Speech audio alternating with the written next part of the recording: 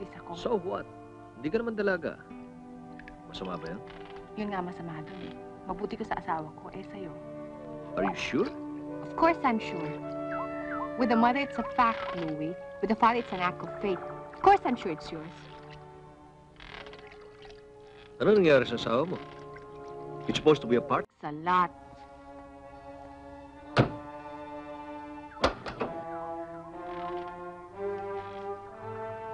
Sasabihin ba sa asawa mo? Ano sasabihin ko sa kanya? Yung anak mo, anak niya. Will you tell your wife? Bad joke. I'll send you the pills. Magaling ka talagang ama. Wala pang korte ang bata, patay na sa'yo. I'll call. Bahala ka.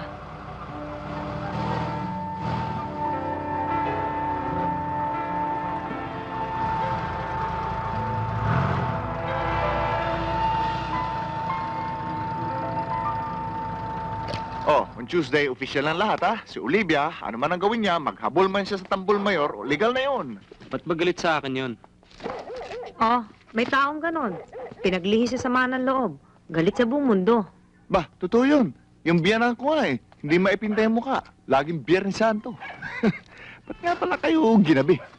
Eh, paano yung kaibigan mo, kung magmaneho, daig pang matandang kutsero. Tsaka tignan mo naman tong gulong namin sa likod. Kalbo na. Buti nga, nakarating pa kami rito eh. Akin na. Kakaya naman sa'yo. Basta ikaw. Kahit saan. Kahit kailan.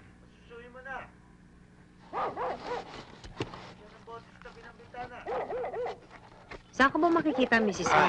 Kailan ko siya makikilala? Aba, dito ka na eh. Di malapit na. Pangako, ah. Oh, O, pare. Pasensya ka na, hindi mo lamig. okay, thank you. Iaakit ko muna to, ha?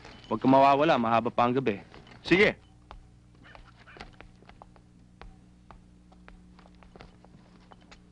Oh, paano? Yung asawa mo, maligaya na. Yung trabahong gusto niya, nakuha niya na.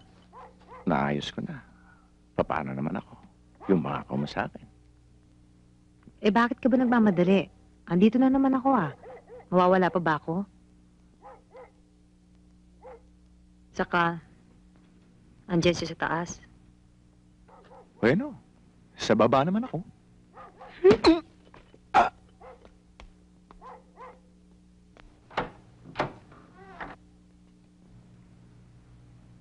Sabi ko sa maid ko, baka nagkamali siya. Ako raw hinahanap mo. Yes, there was no mistake. Kailangan kong signature mo on a small matter. What about? Marami na rin nakapirma rito, pero iba na siyempre kung ang anak ni Don Adolfo nakapirma rin. Babasahin ko muna if you don't mind. Of course.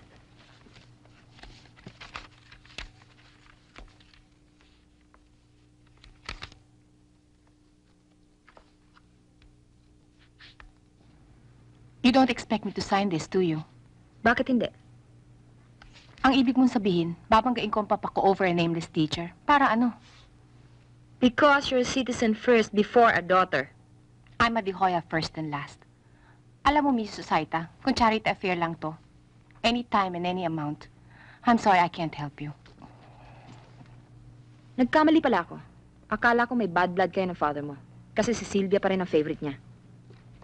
Pareho pa rin yun. Hati pa rin kami. Salamat sa coffee kahit na maasim. Mrs. Susaita, ano yan?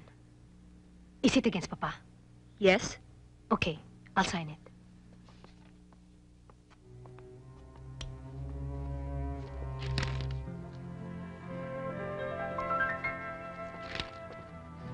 Why do you hate Papa? Why do you hate him? Because I love him.